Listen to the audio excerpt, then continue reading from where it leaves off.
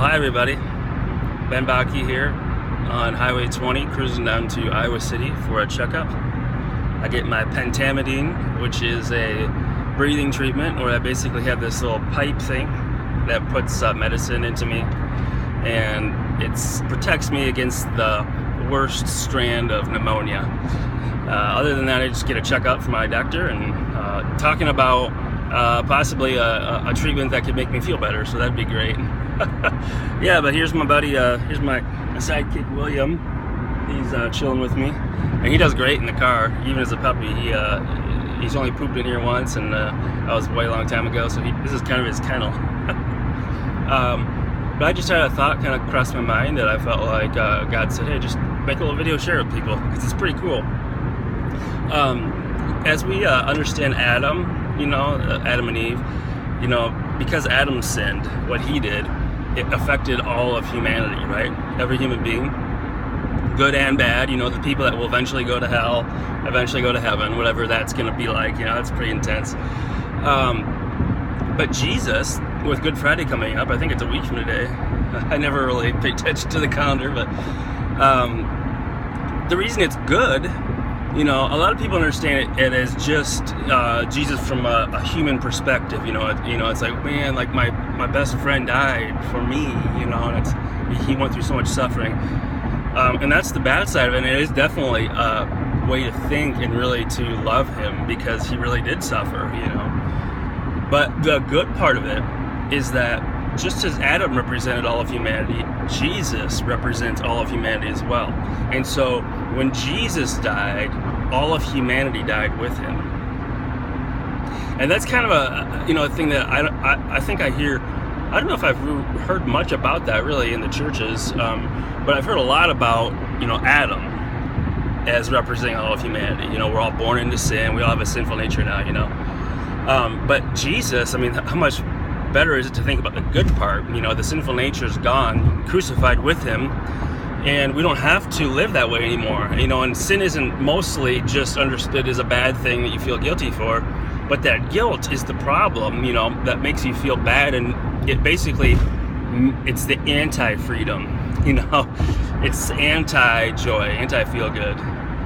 And so the reason it's Good Friday is because Jesus died not only to forgive our sins so they're not counted against us, just like we steal something and we don't have to go to jail for it, but our sinful nature's gone so we can actually be free, And, it's like, I think that's sort of a profound concept for a lot of Christianity because, that's a totally different deal, to be freed from sin. We were in bondage to sin, we were slaves to sin, and we were slaves to the law as well. We were under the law, which made us keep thinking about fulfilling the law. Like, I failed today, I gotta do better tomorrow. I gotta follow that law about not lusting, about patience, man. I just was short with my employees, or my coworkers, So a key to this, the reason I'm telling you, it's not just the reality that exists, but it's also, sorry, I'm trying not to, I should have had like a little thing to hold it on here, which I do have. So, but the reason you need to understand it, because Paul says many, many times, one of the goodies to understand and which brings experience to us is to understand that we're not under the law. And so what that means is that you don't have to try to be good anymore because you are good, okay? We have a righteous nature now. It actually says we're not slaves to sin or under the law, but we are slaves to righteousness, which has, I think, two kind of ways to understand it. One is that you can't help but act that way. And so like when your nature now is to be righteous because that's your nature. And also, I don't know what else I was going to say. Basically, to just understand that you have the power. Jesus lives inside you, meaning that you have his nature, which means that when he lived on earth, he fulfilled all of the law. And that's how we're not under the law anymore, because Jesus already was under the law and fulfilled it all. And so now we have that fulfillment living inside of us. And we don't have to suffer with that bad nature anymore because Jesus crucified that. He killed that off of us. And so we don't have this kind of like this kind of energy pulling us towards doing bad anymore. We're not basically bad anymore. A lot of people say that, like we're basically evil. Well, we as Christians, we're not, because something changed in us, okay? And so anyways, Jesus dying is all of humanity, okay? I've been having some conversations about Calvinism, okay? And so John Calvin, he was kind of a reformer, and he was a theologian that did a lot of good stuff. And also, to understand Calvinism affects a lot of, the thought about predestination is like the big thing. TULIP is kind of their acronym that they understand humanity and whatever and sin. But Calvinism affects a lot of denominations, okay? Baptist churches are all Calvinist. The Reformed churches are all Calvinist. I don't know which other ones. No, I don't think so. Okay, so if you're in the Cedar Valley, you can understand Candeo Church. They believe in all that stuff, unless they've changed, but they're all under the Baptist Baptist convention, which means that they all believe that. So you do too. Otherwise, why would you belong to it? And so what that basically means is that they think that some humans, and this is what I've understood, and they kind of try to like say it in a profound way or whatever. But at the end of the day, this is what it means, okay? The predestination thing. That means that some people God created, and He created them just for destruction. They're going to hell. He created them as just bad people. And some He created as good, okay? And so that's just the way it is. Nobody can change anything. And so the way it is like, hey, if you're one of the saved ones that are going to heaven, then you're just going to naturally find Jesus somehow. Maybe somebody tells you about it or whatever, but then it's like there's going to be so much goodness and so much grace that it's going to be irresistible grace. I think that's one of their tenets, one of the TULIP things. I think maybe it's the I, irresistible grace. And then there's other people that they will just resist God for forever, and they just go to hell. I think that is horrible. And I was watching Schindler's List when I was kind of reading the chapter in my theology book about Calvinism and this part of Calvinism. And it's sort of similar. And I think my friend that I was talking to, he was like, man, you can't really ever compare Nazis to like Christians and God. And I was like, well, the way that you explain it, you basically make God to be a Nazi, because basically he thinks that some humans are just like Jews. They're just scum, and they're going to hell, and so they're going to be destroyed, and they're going to suffer and burn, Nazis burned bodies, they, gassed them, they shot them, they killed them, and then basically the Aryan race, the Germans, or whatever, that, they're the good ones, and so those are the Nazis, and I was watching, and I was like, this is a horrible what they, the way that they thought. It was just pathetic, and the way that the movie portrays the Nazis. And basically, that's kind of the way that they think. But if you understand this, there's verses that say this, okay? Jesus died as humanity. He represents every human being, okay?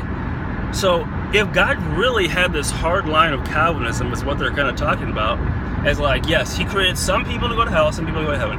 If that was the end all be all, then He wouldn't say Jesus died as humanity. He would say, Jesus died as the good ones.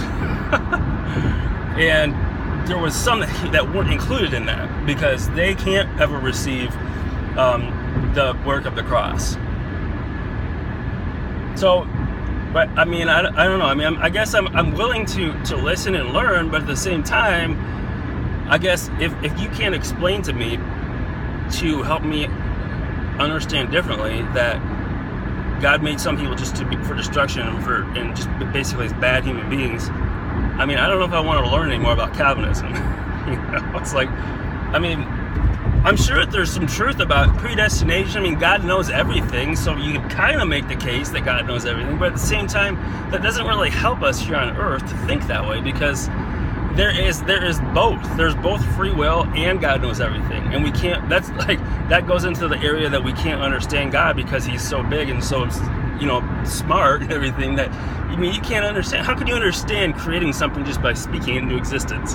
That's how He created the earth. You know, so it's like, hey, if I want an ice cream cone right now, it's like, hey, ice cream cone, bubblegum, pink ice cream exist, you know. Well, I don't have the power of God, because I'm not tasting any ice cream here, you know.